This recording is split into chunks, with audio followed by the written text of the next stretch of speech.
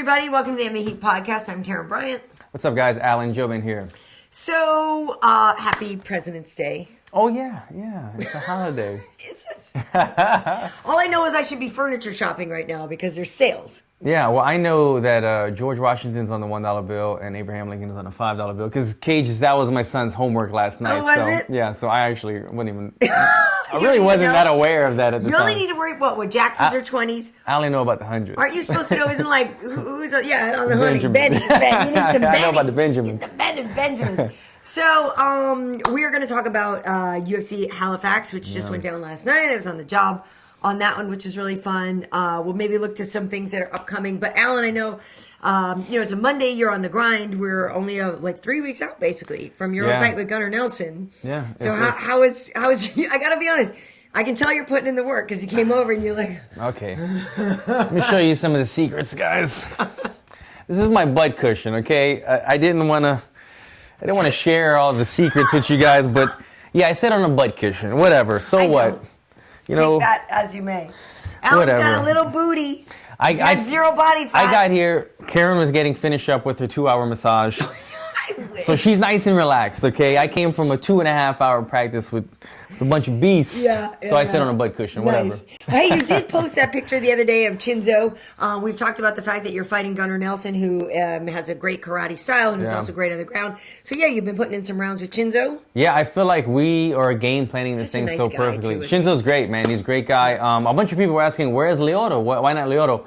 Lyoto, his schedule is a little bit more busy, but the thing is, Shinzo is an orthodox fighter. Lyoto's a southpaw fighter. My opponent, Gunnar, is an orthodox fighter. Plus, Shinzo is a 55er, so he's faster. So I would rather the orthodox, like my opponent, Gunnar Nelson, and a little bit faster speed to get used to in the blitzes. So that's why I went with Shinzo, and he's just a great guy to work with, a really good partner. But I mean, if you do spend any time with Lyoto, holla at him. I mean,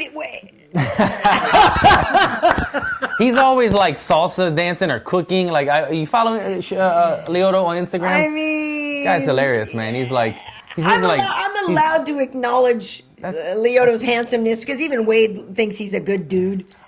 He's a really good dude. I was taken back by Lyoto's handsomeness as well. He's kind of beautiful. I was like, just punch me in the face, Lyoto, because you're a good-looking guy, man. I literally. But let's be real. The light heavyweight Lyoto, not as attractive as the 185 Lyoto. Middleweight Lyoto. Change the haircut, fix the teeth a little bit. You're right. The eyebrow. The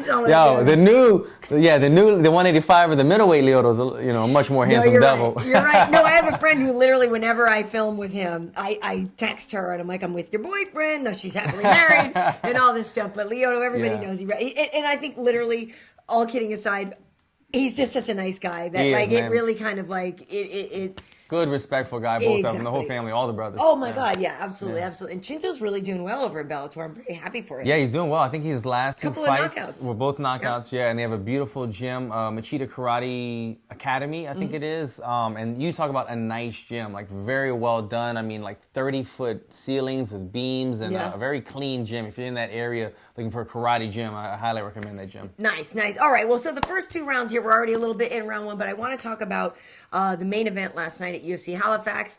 Travis Browne was taking on Derrick Lewis. Derrick Lewis was ranked number 8, Travis Browne number 9 before this fight. Derrick Lewis got the second round knockout. It was pretty violent. We'll get into the whole thing, whether or not late stoppage or whatever. Got to give you props because last week you picked Lewis. Who did you went with Travis Browne? I picked Travis Browne. So did I was on the fence with that one though. I picked Travis Browne. So did Dominic Cruz, and so did Gilbert Melendez, and they were thinking of it for the same reason I was. Which was technical prowess that he does hold. The fact that he has been in with elite level competition. When you figure the guy's last couple losses are coming to Verdum, McCain, two former champions, that Travis would have the just the ring awareness, the mindset to see what's coming and to be able to avoid it, and that athleticism would be able to get out of the way. And the first round, in my eyes, was to all Travis. I was going to say, which we saw, clusters of in the very first round.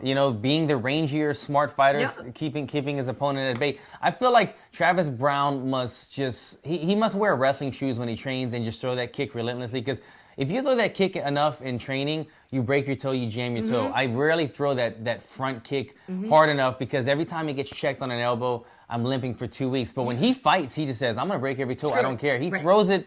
Well, and it worked against Overeem. That's how we took him out. It works. It's like he has these big, huge, numb feet that just hit stuff. If it hits an elbow, doesn't matter. Because every time I see him throw it, I'm like, ooh, that could hurt if it hits an elbow. But he hurts people to the body. He finds that liver consistently. So that's what I'm saying. So the Black Beast, God bless him.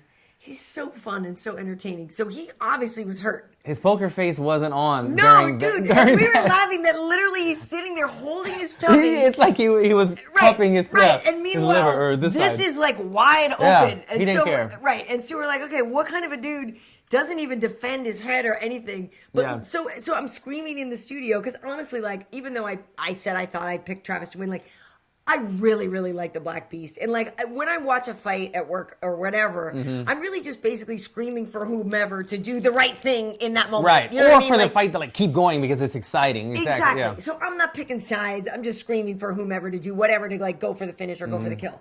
So I'm screaming when you see him like this. I'm like, Travis, like go, go, go. Yeah. But the obviously the hard thing is when you get in that dirty boxing, that like rough and tumble fight with Derrick Lewis, that's his fight. Right. So even though I wanted Travis to go for the kill there, I understand why he was hesitant. Yeah, I don't think he did anything wrong there. I would have thought though that hurting him to the liver, you knew he was hurt. That's the time to really press him, but stay in that like just in and out of range, not so dramatic where you're 2 feet out and then you can't really counter in time. I would have tried to stay where he had the longer arms. I'm assuming Travis Browne. Well, actually, their reach is pretty the same. close. Just he's got a height advantage, the height but his reach reach obviously, is the same. but the reach. So yeah, they both have a 79-inch reach. It's just Very that Travis interesting. is taller. He's 6'6" and a half, and Derrick Lewis is 6'3". Wow, so Lewis has long arms, but I was still having the height advantage. I would have stayed kind of pressing on him against the cage, keeping my hand on him. That way, Lewis was already covering his body, so his hands were kind of drawn in. Travis could have been a little bit more rangy. I say rangy. Just at the end of Lewis's punches, that way Travis Browne could have kind of just got out of range, bop, bop, bop, stayed on him, pressured him, because that was his moment. That was his time to finish a fight. He allowed him, I don't want to say he did anything wrong, but he allowed him to recover. Lewis showed a tremendous amount of heart and came back. And Lewis is turning into like the Czech Congo of MMA, where he's not a wrestler, but if he takes you down in some weird fashion, you're in trouble. You're screwed. You have a big, strong man dropping elbows, dropping hammer fists on your face all the time. Well, yeah, and Travis gave up 21 pounds to the Black Beast. Well, at the weigh-in, let's say, so it's obviously more. So Travis weighed in 241, and I believe the Black Beast weighed in at 263 or 2, exactly. Yeah, exactly. So it gives it 21 pounds or whatever on the scale, so then you know when they rehydrate or whatever. So that's the whole thing. 20 to 30 pound difference there. Right, that's a lot of man weighing down on you. And it's funny because we were talking about last night, I'm like, it was sort of a takedown, fall down. I don't even know if I would credit, like, you know what I mean? Because it was not the tidiest of techniques. But like you said, if you get the Black Beast on top of you and you're like, oh my God, I can't, whatever. So afterwards, he talks about he said when Travis gets Set didn't give him a takedown. Okay, right. Oh, it was a fall down more than a takedown. Right? Damn, copy set. Okay, Jim. Yeah. No, it's Harold Letterman. I love that. But so he gets the he says Travis gets that baby deer walk. I heard that, yeah. By the way, he's Travis. He wasn't holding back in the post-fight interview. No, not at all. But we have a lot to, like I said, I wanted to go a couple of rounds on this because I also want to talk about the division. But let me just ask you this then. I had a long conversation with Ray Sefo on Saturday on my way to work, and he was working with Travis Browne for 7.5 weeks. And yes, Edmund was still part of the team, but mostly, Travis worked with Ricky Lindell. Was Edmund at the fight? He wasn't at this fight? He wasn't. Okay, no, it was Ricky and Ray. And, Ray was talking about wanting to get Travis back to being that true 8-point striker and his athleticism and all the reasons that I thought he was going to win, the same things. So in your mind, do you feel like Travis did things wrong, or is it just that when Derrick Lewis is bearing down on you, like, it's hard for anybody? Absolutely. Like I said earlier, I didn't find that Travis Browne did anything wrong per se. Just he had a small window of opportunity to try to finish a fight. He wasn't able to. But we saw the much more rangier fighter. He was smart that first round. It's funny because the other fights he was almost when he was working with Edmund more, he was almost trying to be the better boxer, trying to implement these boxing moves that he wasn't quite used to yet. This fight, I felt like he wasn't throwing quite enough punches. After he hurt him to the body with the kicks, I kind of would have liked to see him let the hands go, hurt him again, then stay out of range, then implement both of them. But he's so in love with that front kick, which he's successful with. Right. I think it was just a case of the Black Beast weathering the storm, not giving up his head, saying, you know what, I don't care. I could take a punch, I could take a kick. I'm going to just let my liver recover for a minute and a half and then get back in there and doing what the Black Beast does. He creates these scrambles. He creates these rushes, these bull rushes where he's throwing everything. He's the bigger, heavier the man the majority of the time. And if you collide with him, you're going to end up on your back, and if he gets on top of you, that's all it is. And he did a good job of weathering the storm. He wasn't did. Browne. But the post-fight interview. So afterwards, he says he needed to make a boo-boo. So he needed a boom-boom or a boo-boo. A number 2. He called out Ronda Rousey. I mean, he did. There was a lot of stuff going on in that. Brian Stan, I feel like I love Brian Stan. You mean our future president? Yeah, exactly. Our future president played it very political right there. I almost wish we just had somebody who would have laughed at these jokes because they were kind of fire. But Brian was having none of it. Brian was just keeping quiet. He was really kind of felt awkward at the moment. But the internet loved it, and his internet credentials are gonna skyrocket after that one. No, he's gold. Where's Ronda Rousey's fine ass at? He called out Browne for the putting his hands on women. Right. That was a rough one for Browne. There was something else that he said. Well, he said he needed to go boom boom, and that he needed to make a number 2. So that's why he needs a break. All the sex he's getting. That one was fire. He needs a break from all the fighting and sex because the man, the Black Beast, he's a celebrity. He has sex all the time with his woman, and he's fighting and beating people up all the time. Give the man a break. He needs to get his endurance back.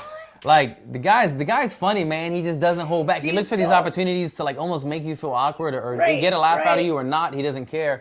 He's capitalizing on it. He's gold. He's funny, well, man. So we talked to him too on the post-fight show, and we have the interview up on MMAHeat.com. So we're asking him in the back, same thing. So he had a little belt on. I saw that. I was thinking, is he that big or is the belt that small? No. And so I said, hey, how you feeling? And he's like, well, I feel good about my performance. I feel like an interim champ or whatever. But whatever. It looks like it's out of a Jack in the Box thing because he's so big. It's tiny on him, yeah. But yeah, he was talking about that and he said, I keep fighting and I don't want to keep fighting. I want to take a rest. He said, but my manager knows and he calls me when I'm drunk and then I agree to these things. I saw that. He's like, and I shouldn't and I don't want to agree to it. Yeah. So I want to take some time off or whatever. But yeah, he really put it out there. The question is for you about the stoppage because Derrick was saying he was happy that Yamasaki let it go a little bit and that Travis took a couple of extra punches. Lewis said he was happy. He did because he said and why? In what sense? Because he said like he Travis wanted right because Travis he believes that Travis is guilty of the accusations of domestic violence, which of course he was acquitted liberated from. Not even acquitted because he was never charged. They found that they didn't hold merit.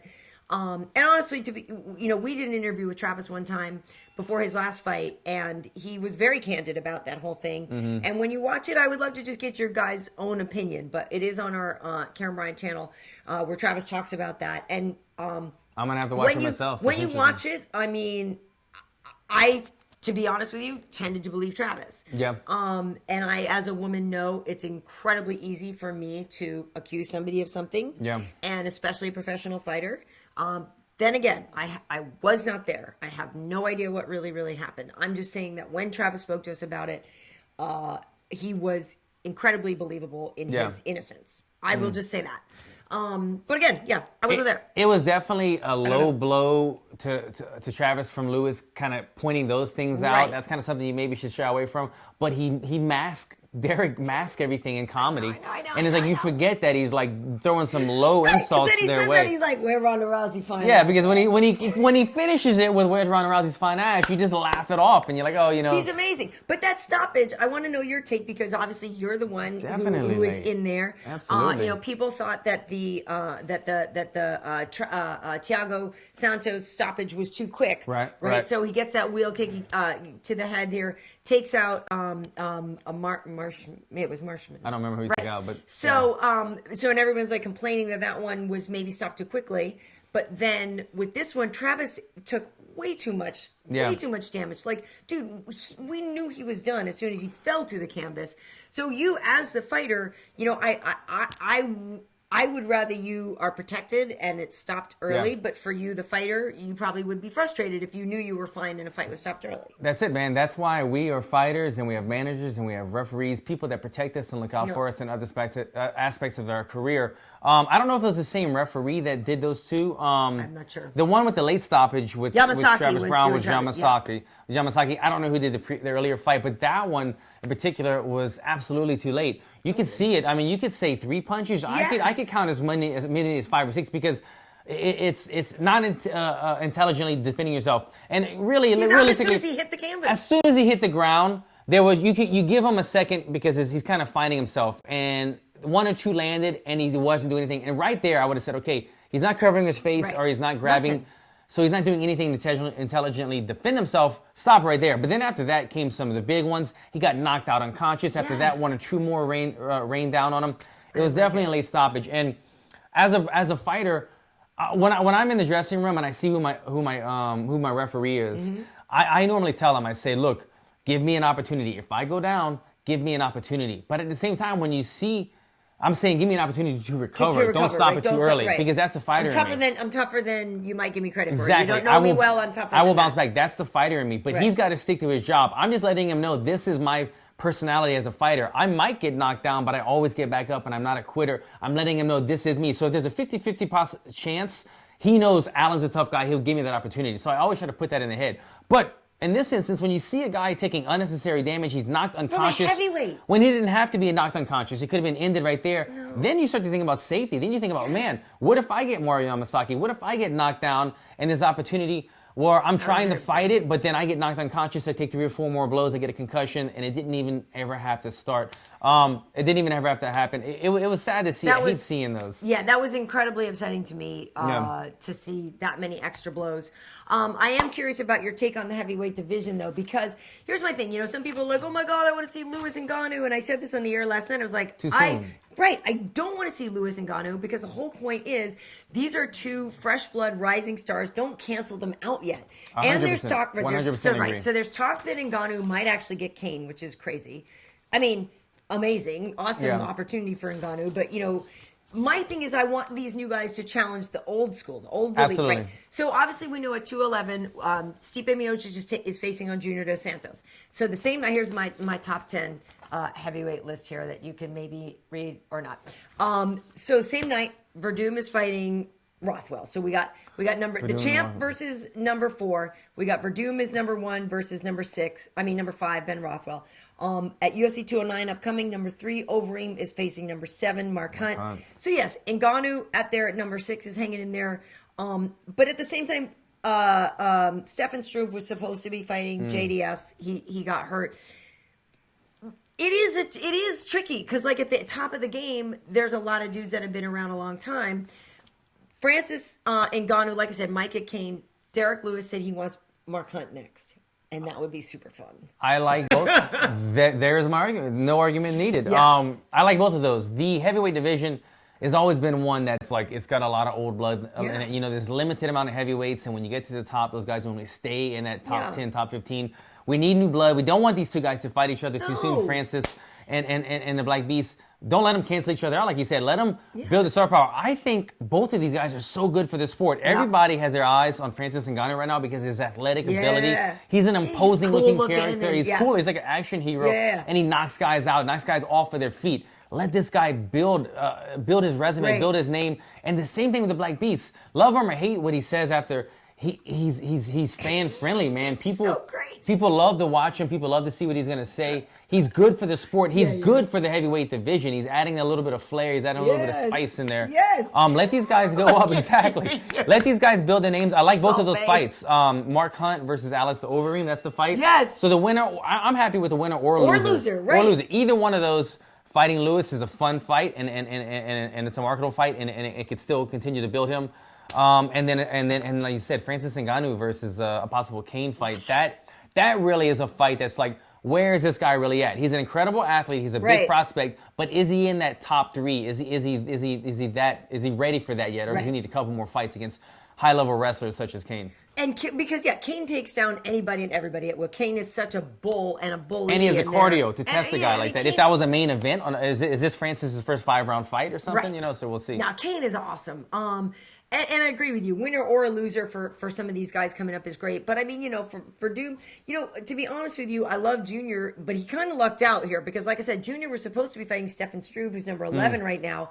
Stefan got hurt, and Junior got that title fight. And I actually think that first fight with Stipe Miocic was very, very close. So I'm interested in seeing that rematch. But, Verdum versus Ben Rothwell on that same night, like Verdum is gunning for that rematch as well. We know what Verdum did to Kane. Everyone's like, well, what about C-level Kane? I don't know. I just know, Verdum, and yeah, we might be slightly. C-level. C-level. I thought you meant like instead of in Mexico City. He wasn't an A+ Kane that night. Right, because Verdum smashed him up in elevation. Yeah. But no, there's a lot of real solid talent there. But I agree with you. Like you said, Derrick Lewis and Ngannou. It's fun to see the new blood coming in. Yeah. As we move into round 4, I want to talk about it's new blood. It's old. Everything old is new again. What's the saying? Johnny Hendricks. Look at him, man. At 185 pounds, took out Hector Lombard. And, Johnny, obviously our former welterweight champion who has had a lot of struggles with the scale. I thought Hector was winning at first. Yep. But then Johnny turned it up. And I'm okay. It's funny because I'm okay with the win. And this happened a couple times last night. I had no problem necessarily with Johnny Hendricks winning. I thought the Carla Esparza Randa Markos fight was very close, and I personally actually gave it to Carla, but whatever. But I was questioning some of the scoring. There was not 30-27s in these rounds. Like even with Theodorou and Mutanchi and stuff. So my questioning was, I didn't say Johnny didn't win. It wasn't 30-27. I completely agree. I gave Hector the first round. Yes. Johnny Hendricks though, man. He's so happy that he can eat now. He's like a happy guy. He's like all happy-go-lucky in the interviews and after. And how do I say this in a non? It's gonna sound disrespectful, but he looked like a chubby athletic kid. He was like round, but man, he was fast, and his footwork and his flexibility and everything was there, man. And he was moving, and he changed. He altered his game plan. The knees. When did Johnny Hendricks get knees? On the spot, he changed his game plan and added that in there. He adjusted. I watched some of the post-fight show, and they were saying something about he was setting it up from maybe, I forgot what they said. They were setting it up from. Because he's a southpaw like you, so obviously. And I forget what it was. But he was sort of feinting that he was going to punch, and then he from the slips, because Hector was slipping. Right. What I saw it from, honestly, was the very first round, Johnny Hendricks tapped his leg. He slapped his knee, and Hector sprawled 100%. I mean, it was the quickest sprawl you could possibly do at 185 pounds. It was a beautiful sprawl, but as soon as I saw that sprawl by Hector Lombard, I said, oh man, he's got him. He touched his knee, and Hector 100% committed to the sprawl. Now all he has to do is fake the shot and come with the uppercut or knee. And now he's got him. So now, as soon as he had him with that first... Because your sprawl would mean your head would start to get lowered, and now you're there to eat that Exactly. knee. Now you're thinking, he's got a level change, he's aware of my wrestling, and I could throw in knees and uppercuts in there. And from there, he started throwing a punch and following with the knee or following with the uppercut, and he made that adjustment on the fly. He said he's thinking clearer because he didn't have to stress his body out or his mind out so much from the weight cut. He looked softer because we're used to seeing him at 170 pounds. But at 185, although he looked softer, he was light on his feet. He looked flexible. He was throwing kicks, throwing punches. His scrambles are underestimated. For kind of, I keep going back to his body, but he doesn't look like a super athletic guy. But when he gets in a scramble, he's the more dangerous kind of scrambler. The way he angles out and throws heavy leather at the end of it, man. And I thought that's where he won the fight. But also, in terms of Hector Lombard, he's fighting too prideful in my eyes. He gets in there, and he's kind of like, I'm the better boxer. I've had 50 fights. I've got power. He is a well-rounded fighter, but he implements his game plan in the first round, and he usually wins, and then he slows down, and then he stays with that same game plan. He says, you know what? I'm going to stay right here. I'm going to punch you. I'm going to knock you out. He's like almost too prideful, I think, to look desperate, to shoot a takedown, to go for broke, to kind of like, have a scramble where he might look a little bit off or might look a little bit desperate. I don't know if desperate's the right word, but sometimes you just have to go for broke. And I feel like he's too prideful to do that. He wants to stand there and box it out. And always look like a the enforcer and his body language. He's kind of very like, I'm in control, even if I'm getting hit and this isn't working, I'm still in control. He likes to kind of flex his muscles. Like it looks like he's like flexing his muscles. He might just be that big, but take. Yeah, that's what I see it. Every fight he kind of has that like, I'm the man, I'm gonna beat you up. And it usually works the first round, and then it doesn't continually work the second and third round. I think he needs to change that. I think he needs to sometimes mix up the game play, and his coaches need to kind of get in his head and say, look, put the guy against the cage, work harder, shoot a takedown, shoot some leg kicks. Don't just stand there with your chin up in the air looking so prideful, wanting to throw hands. Well, and I will say I agree with that to a point, because I did, as the fight went on, and again, I really didn't have a dog in the fight or whatever in that one. Me neither. Just want good performances, but I was screaming just sort of, Hector needed that urgency. He needed to go for more, and he needed to just put it out there and go for it. But I thought, I did think Jouny won, 2-1. It's just, for me, again, it was the scoring. It was the 30-27s that I didn't agree with. Absolutely. My question to you is, 85, as we know, is a tough division. There's a lot of great fights coming up. Chris Weidman is fighting Gegard Mousasi. We have an interview with Chris Weidman there. We know on our channel, we know there's some really good fights coming up. And when you look at Jouny Hendricks, and then you look at what H.E.A.T just did to Tim Boetsch. Okay, so would Jouny Hendricks beat H.E.A.T? Don't think so. I mean, what we can beat, your Robert Whitakers maybe, and your Derrick Brunsons and stuff. Those are fair. But I think when you start to get to Gegard, Rockhold, Weidman, some of these guys, I don't know if Johnny's going to be big enough.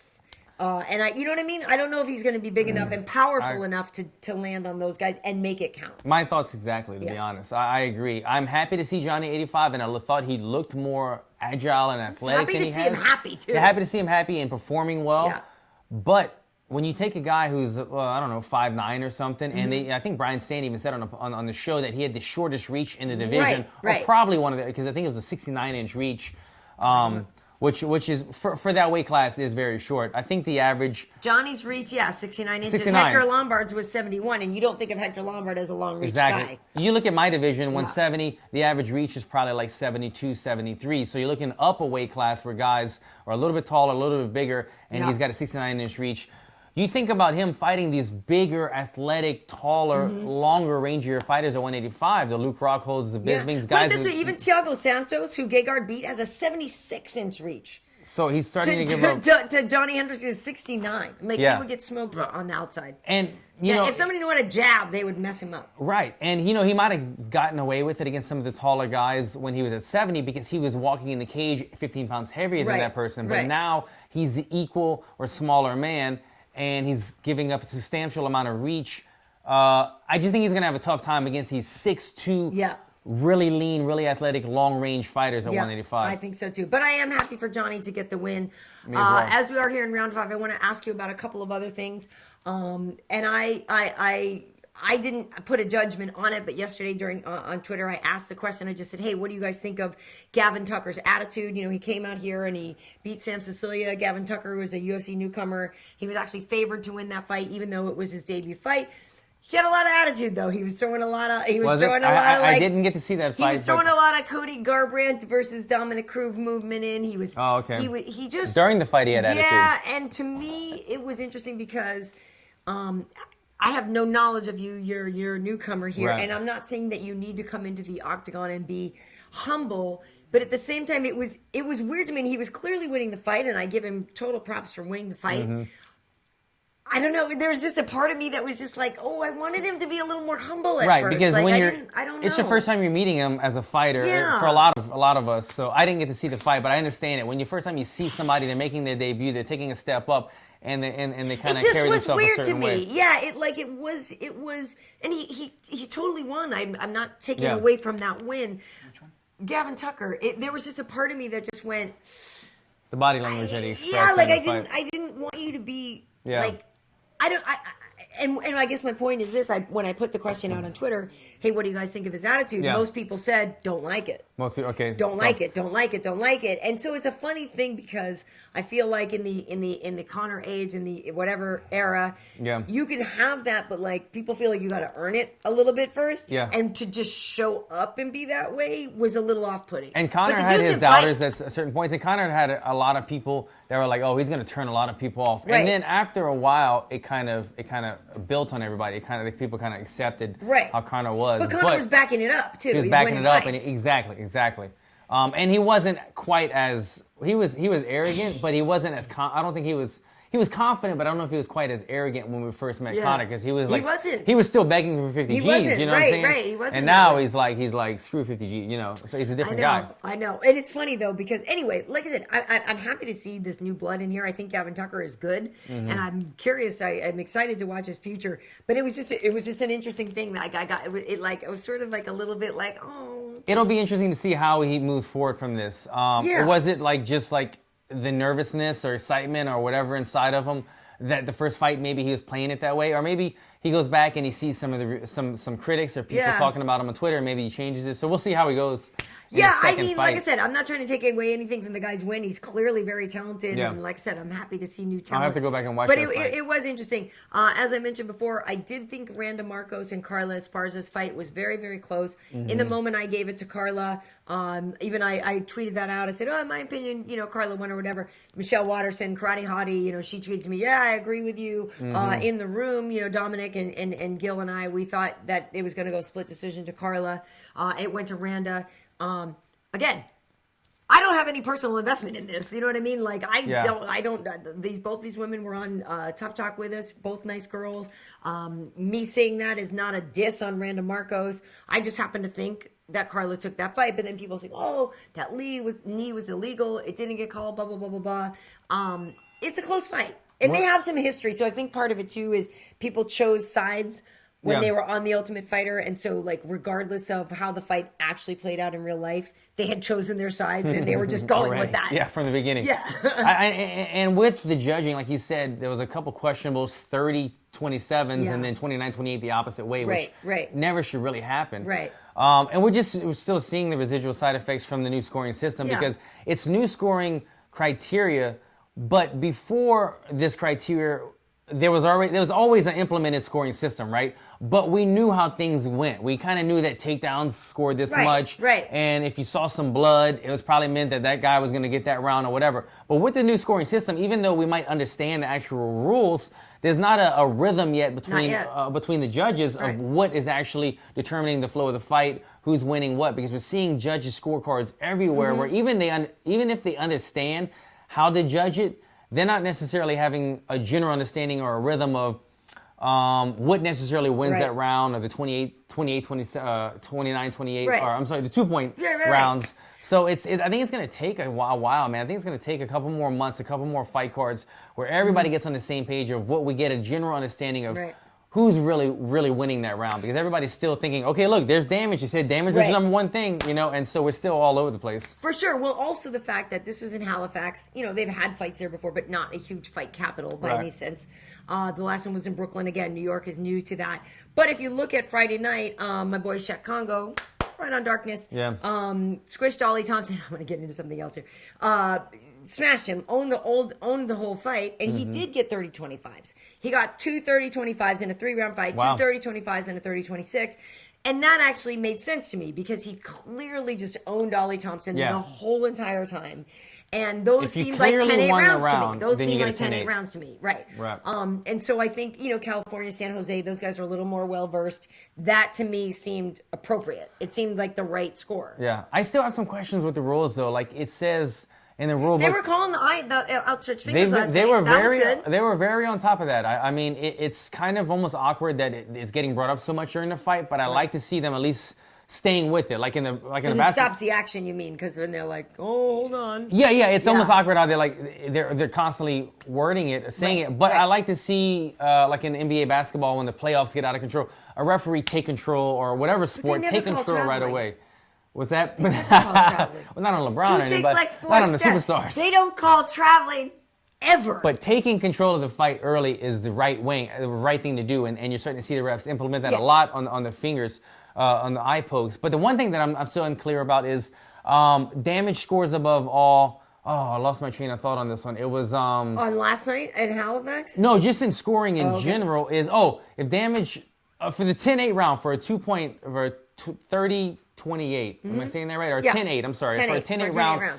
The definition is something along the lines of if you clearly won that round then it should be a 10-8, correct? If it was, but that seems like you always gave a 10-9 if they clearly won. Like, when I saw a definition of it, it was something. But it was more like literally, it's like that if you're imposing your. That's what I'm saying. The Czech Congo ones to me were clear 10-8s because he spent all 5 minutes on his back going, oh my God, no. So what I'm getting at without knowing the actual definition in front of me, if it was the definitive round win where they say you can get 10-8, but what if there wasn't damage inflicted? And that's where you still controlled the action and you still controlled. Like if my opponent took me down for the entire 5 minutes, 100% I didn't win that round. It was a definitive win. He dominated the round. But if he did nothing but hunt for submissions and I defended, lay and pray, right? Then it's not 10-8, it's just 10-9. And I feel like those are the gray areas where we're getting these toss-ups because the refs are still trying to figure out what is the dominant, what is the 10-8, what is damage. So those are the gray areas we need to kind of all come and figure out what are we looking for. Yeah, I think you're right, and I think it's going to take a little while till we figure that out. But so the scores last night I thought were a little bit wonky on some of them. But again, I can't say that I thought anybody was robbed. Literally, the closest one I thought was Carla and Randa, and I'm not like, oh my God, the greatest robbery in the world. But I just personally thought Carla won. Yeah. But I'm happy for Randa. She needed the win, and she looked good. I mean, I actually even said this too. I said my whole thing on that one is just that. They both look like they're evolving, which is great, and I just want to see these girls get better, and they look like they're getting better, and it's great for the division and cool, So I'm happy for them. The Elias fight, Elias Theodorou won. I thought I gave his opponent. He shouldn't have gotten 30-27. Right, I thought his opponent took the first round pretty clearly in my eyes, but they gave him. And I said it was a close fight. It was a close fight. But to give him 30-27 when I thought it could have gone either way, that's just inconsistency in the judge's eyes. Which his opponent was that the round? So Cesar Potanci tweeted later on that night that he broke his hand on the very first punch that connected. That sucks. Poor dude. Yeah. So it looked like it was his left hand, if I'm remembering the X-ray that he put out. But yeah, right in there. Oh, he put an X-ray out. Yeah, he put the X-ray out. Looks familiar. Yeah, right. And so that sucks because, you would know better than I what that feels like to be in a fight and to know that one of your major weapons is just not having that weapon and your energy level just went down. You're in pain. Everything you do, that sucks. So right, because adrenaline would take over a little bit, right? But you still. But you feel it. Yeah, adrenaline takes over. It's like you feel the pain, but you're still in fight mode. And you ever notice how as soon as the bell rings, all of a sudden everybody's injuries come to light. All of a sudden they can't walk when they were just doing cartwheels. Yeah, but that's it's because it's like the bell rings and it's like, okay, I don't have to be tough anymore. So yeah, it's good to know though because same thing as in my fight, they were like, Alan's starting to fade, Alan's getting tired. Alan's in extreme pain. Right, the audience didn't know that my hand was broken, and so the same thing in this fight. This guy fought for 15 minutes against Elias. We didn't know his hand was broken. We thought Elias did make a good comeback in the end, and his cardio stayed strong, but we didn't know this other guy was withering away because of his hand as well. So. Little things like that, man, that's tough. The first punch of the fight to break your hand after an 8-week training camp and have to fight for 15 minutes in pain like that. That's a tough one. It is, and I still thought that Cesar fought well. But my question to you is on that then, is that a question of how your hand was wrapped? What causes a break? Literally, I know maybe you don't know. Maybe it's just the way the guy's chin is built. You would think all that wrapping is to protect you for that. You would think so. It's just the hand is made up of so many small little bones, man, and that's why we wrap them together because there's a bunch of tiny little bones that can easily break. We try to condense it all into one hard muscle, but I've had some really good guys wrap my hand. Right. Well, the time that I broke my hand, I had a really good guy wrap my hand, and my hand still broke. That was the first time in my life I've ever done that. So it's just something that happens as part of a game. Now, though, I have 2 titanium plates on my hand, and if it breaks this time, then I'll be shocked. So it shouldn't happen again. So Gunnar, look out. Yeah, not in this hand at least. Yeah, no, okay. So so you've got a big fight coming up with Gunnar Nelson. It is a co-main event at UFC London. We have an interview out with Jimmy Manawa, who is in the main event. He is fighting Corey Anderson on that one. And this interview is fun because he talks about, that fight, but he talks about how the fact that he was supposed to fight Glover Teixeira. Oh, yeah. And Glover, it's funny how some guys are put people on blast, was he running away from me or did he just conveniently not, able to fight on this one? But why the Glover fight never happened with him. He talks about Ryan Bader, leaving and, maybe going to Bellator and all this stuff. Yeah. Jimmy's a pretty cool dude, and so he's the main event that night. So we have that interview up. And for you guys, we have you explaining your whole fight. Wade, you and Wade shot that whole thing of you discussing, your problems with RDA. Yeah. Not taking a fight with you. And you're calling out Gunnar. But we also have this great clip of you and Tony Al Kukui Ferguson training. Tony, of course, is fighting Nurmagomedov for the UFC 209 for the interim lightweight title. So that's all also up on our YouTube channel. That was so fun. Just watching you guys. I wish I had popcorn because you guys... Dude, it was badass. Crazy stuff at the Unbreakable gym in Hollywood. It was a good time. It was a good time. And so then also coming up, I've got a couple of UFC Nows coming up. I think one of them is coming out this week. It was me and Michael Bisping and Kenny Florian. I'm going to be doing a couple of more. And I got the email and I was like, oh, what are we talking about? And my first topic was Alan Jouban. Well, I'll have to watch this one and see how my colleagues... Deep. Yeah. I'm going to have to dig deeper info on this, do your research on that one. Yeah. So it's interesting. And lastly, one thing I want to ask the people watching and the people listening. Had this conversation yesterday with Dominic Cruz and Gilbert, and we were talking about podcasts, and Gil was asking Dom, do you have a podcast? And he said no, and we were talking about how there's a lot of podcasts out there. But Gilbert has one. No, not really. Neither of them. Right. And we were talking about how there's a lot of podcasts, and I don't know, this is just sort of a question, like, I'm just curious who you guys are that watch ours. You know what I mean? Because they were asking me, they said, oh, hey, do you think that you have more women watching yours than maybe other people do because you're a woman? I said, honestly, I don't know. Maybe not. But I also just thought in general, it seems like the MMA podcast world is obviously still very male. Mm-hmm. But I was just curious, like, we don't really know who you guys are. Who are you guys? Who are you people that click the thumbs up button? Right. Or who are you people that click the thumbs down button? A-holes. Yeah. Hashtag haters. No, but it honestly was like sort of an interesting question because I just what is didn't that demographic? Really know. Right. But Gil, we were talking about this and Gil's like, yeah, I don't know. And a podcast, I'm like, well, dude, basically your podcast should just be you and the 209, like the Scrap Pack, because people just want to hang out with them, right? Blow up. So that's my whole thing. I was like, you just need to stick a microphone. You guys all, get loose. And then just stick a microphone down because people, I feel like, just want to hang out with those guys. It could be a reality show. People just are intrigued by them. Right. I will say you have a new fan. Who's that? That English guy. He's from England, and now he's a big fan of yours. Oh, a fan of Is he going to the He's fights? Fan of the show. That English guy, you going to the fights? Guy. You need to go represent in person. Yeah, hopefully you're over there, man. If you're there, hit me up.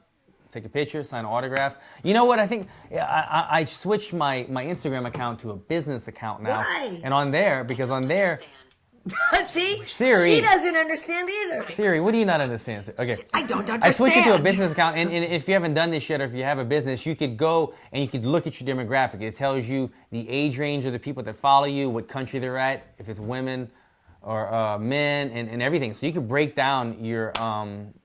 But it doesn't affect your ability to interact with people in the way that you use Instagram? No, it just becomes a business account. I don't know, my manager, he's able to access it more easily now. Okay. But you could actually, if you switch it, I'm not telling everybody to do this, but I did it recently and I'm able to see, percentage of men, women, stuff, right. age range, what country. Which is it?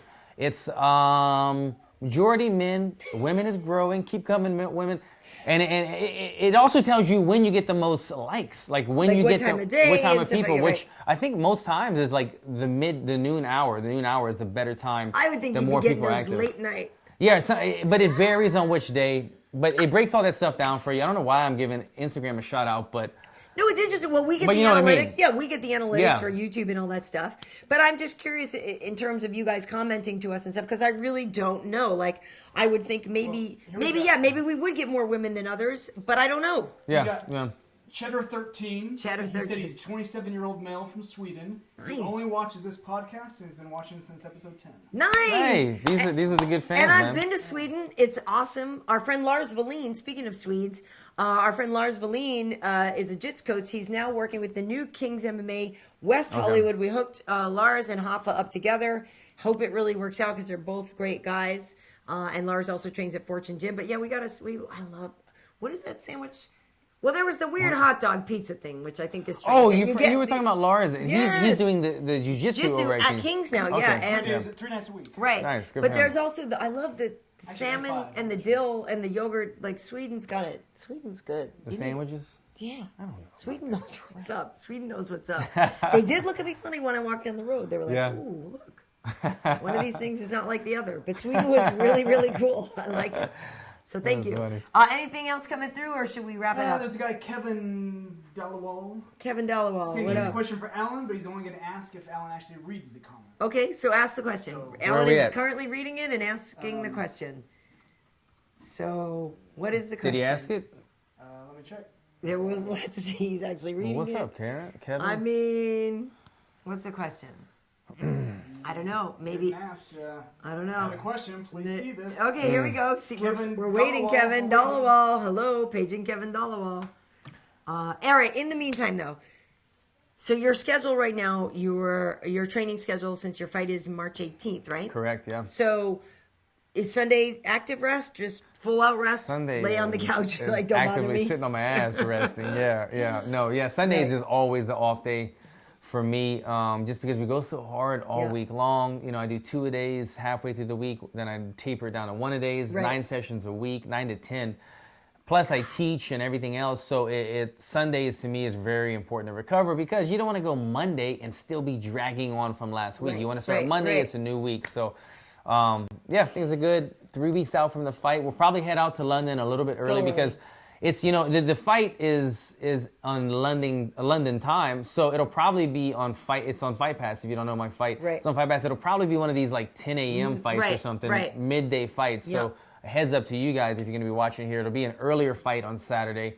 And so I need to kind of get acclimated to the time change over there and figure all that stuff out. And by the way, too, if people don't know, the other day we did a podcast on Thursday. USADA showed up. Yeah. And that was a trip. And we tried to film it, and Wade got a little bit of it. You can see it on our MMA Facebook page a little bit when we answered the door. But, dude, that was crazy because they took blood and urine. They let me watch the blood process. The urine I left to them to have a private moment. But it was really interesting to me. And I said this, I was kind of tweeting about this.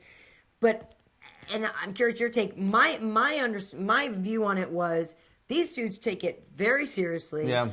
Took every measure to make sure, you saw everything. There was redundancy, there was backup, that there was no mistakes with mislabeling or anything. And they seem like two good dudes that are really trying to help you and help the sport in general. They're very thorough. It's kind of like, I don't know if I want to compare it to like when you walk through the airport. What are they called? The TSA. TSA. I don't know if I would compare it to TSA, but these people are doing their job to protect you, so you can't get too mad at them when they make you take everything out of your pockets and do all these things. But even though you didn't do anything wrong, you know what I mean? You're sort of like, dude, you don't have to be so extreme with me because I didn't do anything. So when these guys show up and they want to protect you in the sport, you can't get too mad at them. But when they show up at my house at 6 a.m., I literally wake up one time and these two guys are standing above my bed, and they're like, then they can't leave your sight. Once it's like a subpoena or whatever. Like once they get to you, they can't leave contact with you. I gotta wake up. I gotta use the restroom. I gotta brush my teeth. And they're like, well, we gotta do everything with you. And so they were at my house for hours. This time they were pretty good. They showed up over here. I felt a little bit bad because I thought it was just gonna be a quick urine test. These guys came with the lab, man. We did 4 vials of blood, and everything. So it was crazy, but they're very thorough and they're doing a good thing for the sport. But it's just, it does take a little bit out of our time to do these random tests 4, 5, 6, 7 times a year. Plus we have to do our quarterly updates so these guys know everywhere we're supposed to be on every single day.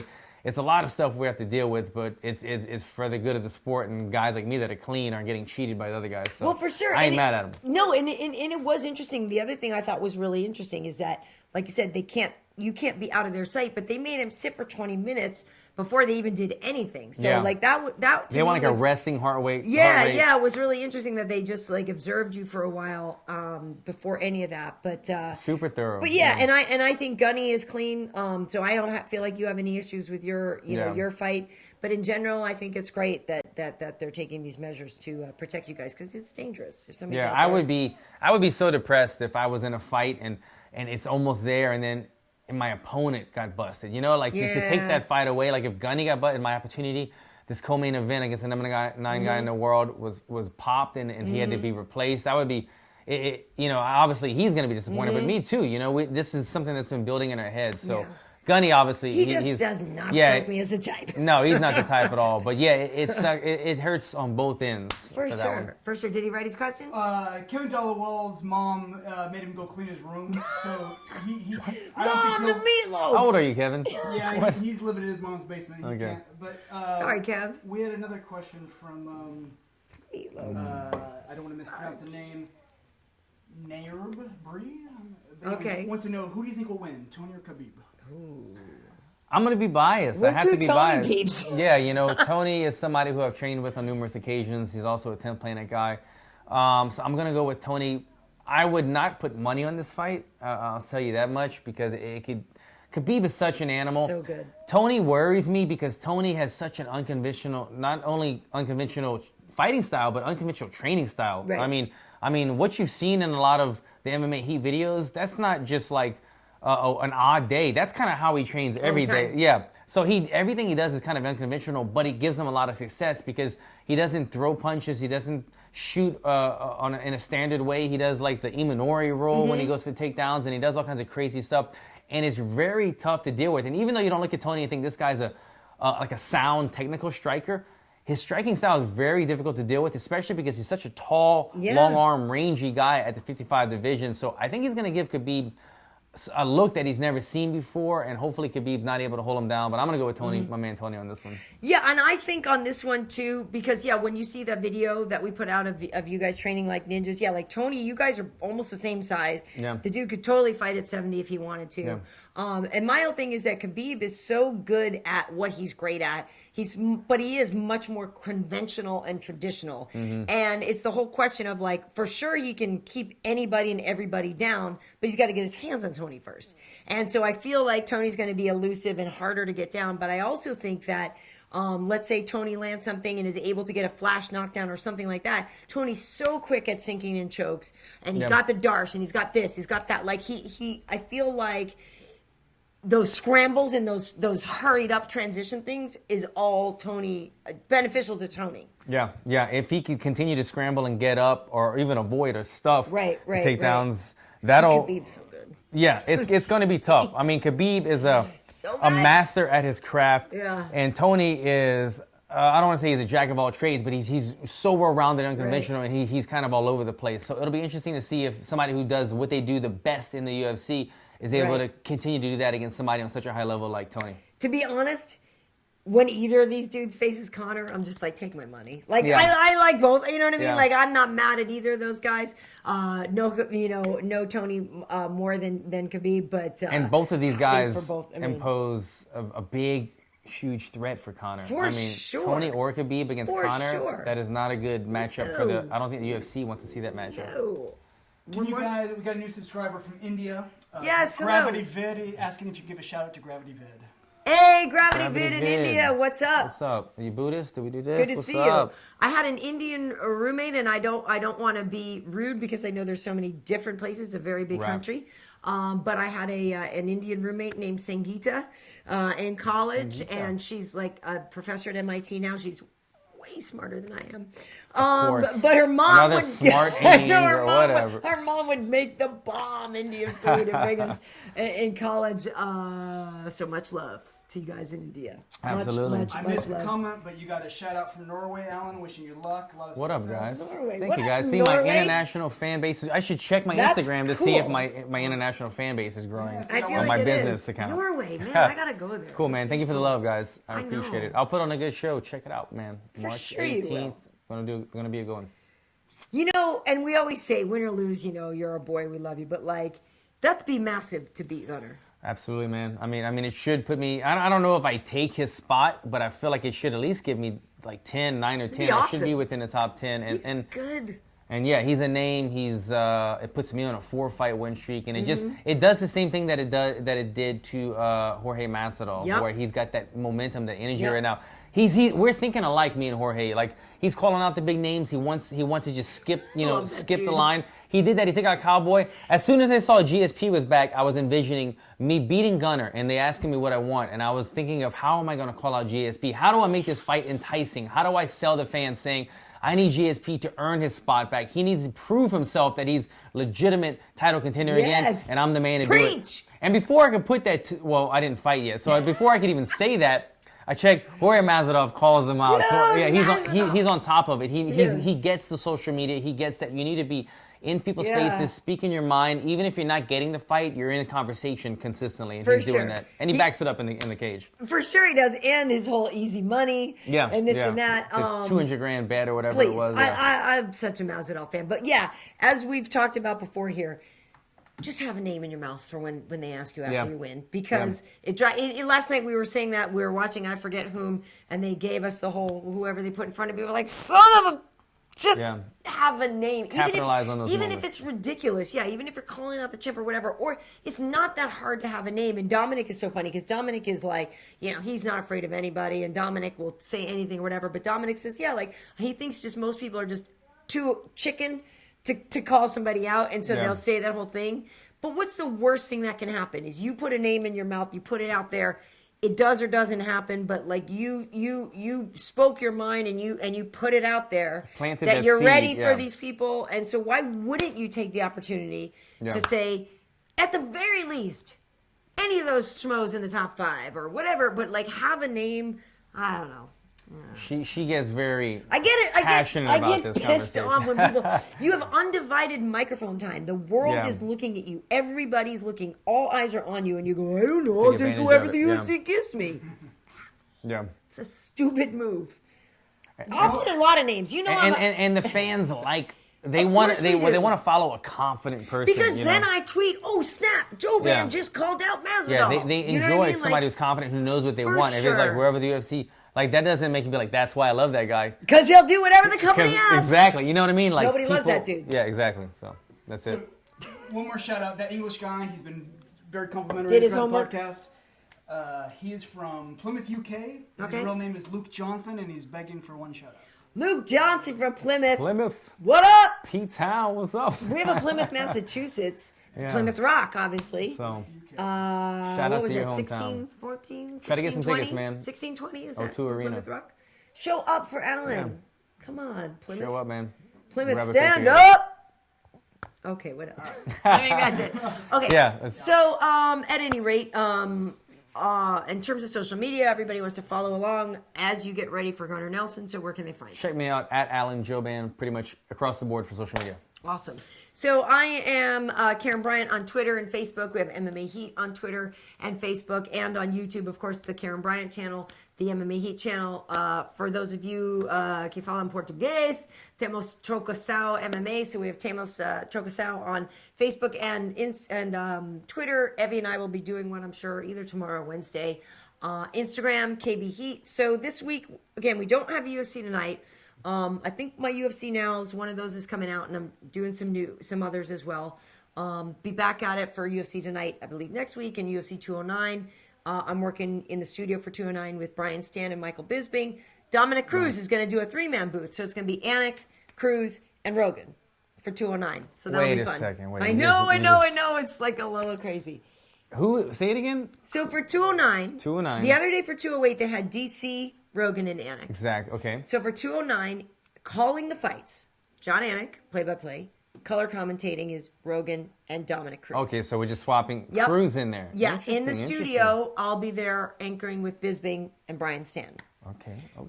Yeah, so it'll be fun. And B. Stan hasn't been in the studio with us for a while because he's been calling the fights and stuff. Yeah. Michael and Brian together are always good. Mike's they're mental. like I just love it. The yin and they and fought, yang. so it's weird. I know it is. Yeah. The future president and Michael Mental Bisping. So it's always good to. Yeah, right. But I love when Brian's there with us because everybody at Fox, we're always like, okay, if anything happens, like we're safe. We just get behind him. And Stan? Brian Stan. Yeah, exactly. He's the future president. We call him the greatest living American. Like I swear to you, I cannot wait for the day that I get to cast my vote for Brian Stan for president. He's going to crush that job. He's married. He has kids. He has a dog. He's a war veteran, good. A war hero. He's good. He's a stand-up dude.